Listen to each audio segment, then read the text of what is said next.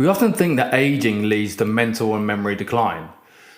But what if we could control how we age? Protect our brain and build more cognitive capacity?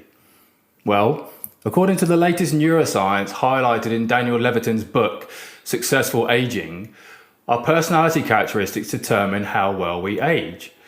So I'm going to share with you 3 personality traits to help you age well.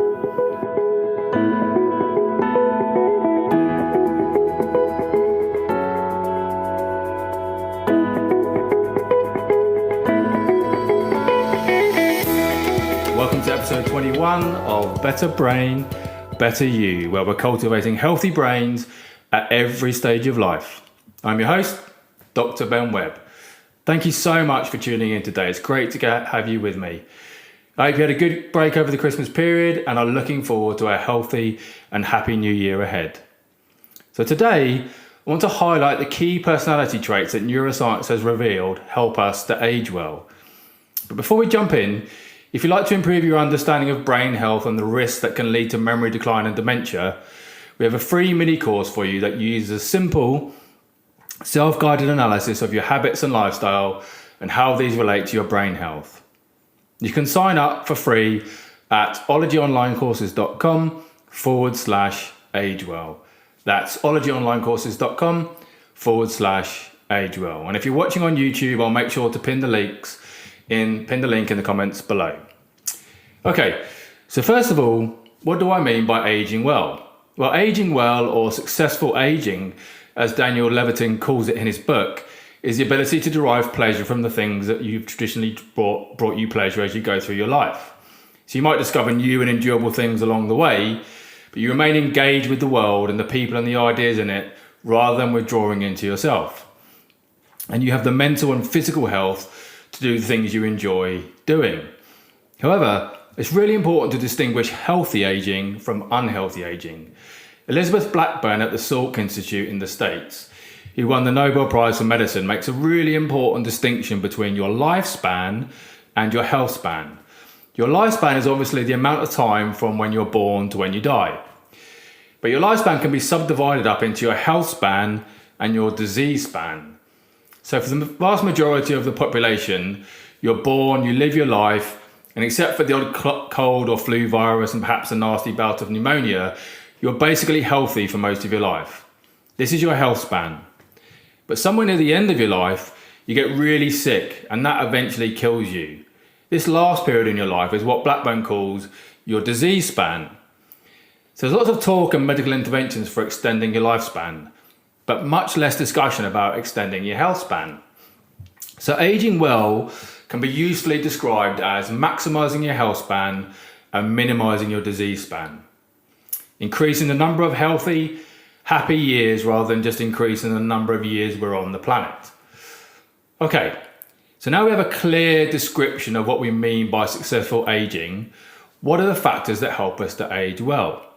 Well, the number one factor that will help you to age well, according to Daniel Levitin, is a personality trait called conscientiousness. That's the most important factor to living a healthy and happy life. This is the trait of doing the best possible job that you can to do on the tasks you undertake in your life. You don't just do good enough, you push yourself to do more, to do better, to finish the job. You try and grow and get better at whatever it is that you're doing.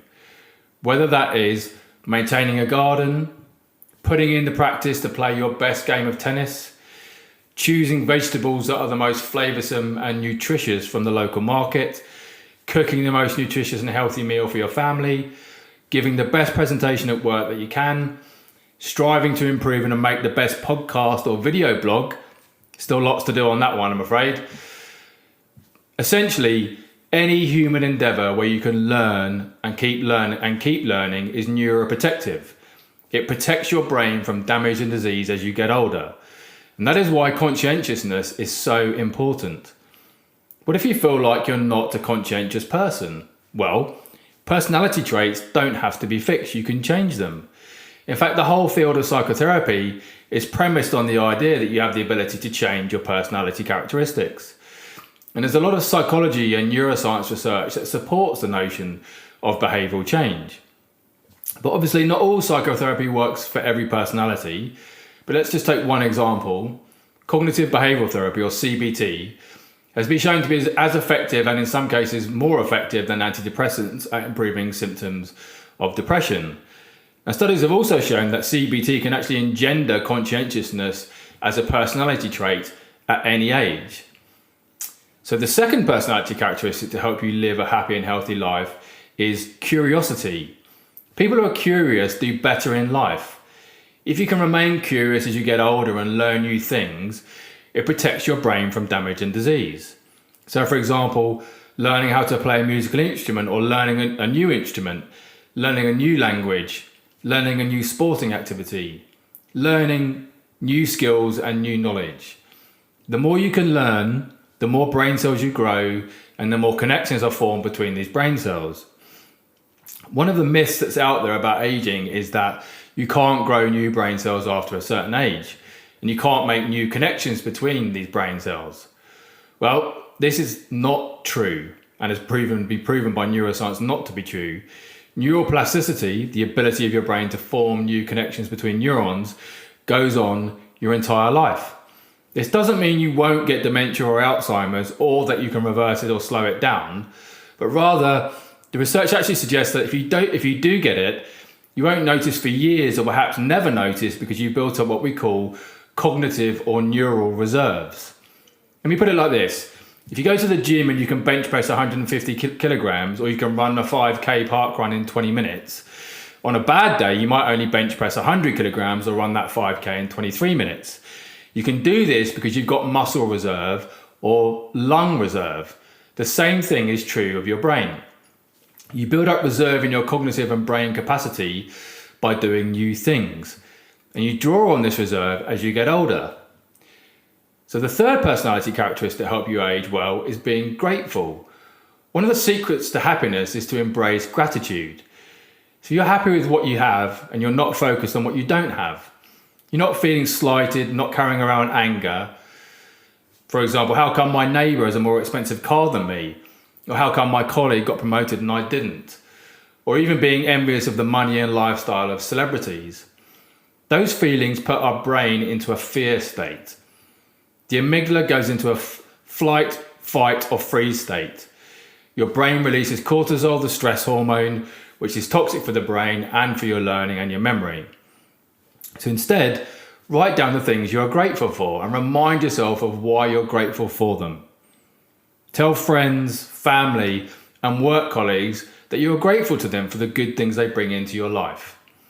Giving and receiving gratitude is one of the most powerful acts you can undertake to improve your happiness and longevity. Neuroscience has shown that writing messages of gratitude significantly improves your mental health. Gratitude unshackles us from toxic emotions. So when people use more positive words and less negative emotional words in their gratitude letter writing, it shifts their attention away from toxic emotions such as resentment and envy. And when you write down about how grateful you are to others and how much other people have blessed your life, it might become considerably harder for you to ruminate on your own negative experiences. Gratitude helps even if you don't actually share it. The mere act of writing a grateful message can help you appreciate the people in your life and shift your focus away from negative feelings and thoughts. And crucially, gratitude has lasting effects on the brain. When people feel more grateful, their brain activity looks different to when they feel guilt. Expressing gratitude has lasting effects on the brain that makes it more sensitive to the experience of gratitude in the future, and this can contribute to improved mental health over time. So there you have it. That's the 3 personality traits according to the latest neuroscience that help you age well. I hope that was useful. And please do let me know your thoughts and feelings about the podcast. You can send me an email at ben@ologyonlinecourses.com to give me some feedback if you want to. I'd love to hear from you. But before we finish, if you'd like to improve your understanding of brain health and the risks that can lead to memory decline and dementia, I've got a free mini course for you that uses a simple, self-guided analysis of your habits and lifestyle and how these relate to your brain health. You can sign up at ologyonlinecourses.com/agewell. That's ologyonlinecourses.com/agewell. age well. I'll make sure to pin the link in the comments below if you're watching on YouTube. So thanks so much for tuning in today. If you like this episode, please do leave me a review wherever you consume your podcast. It really helps to spread the word so more people can tune in. So thanks again, and I'll look forward to seeing you next time.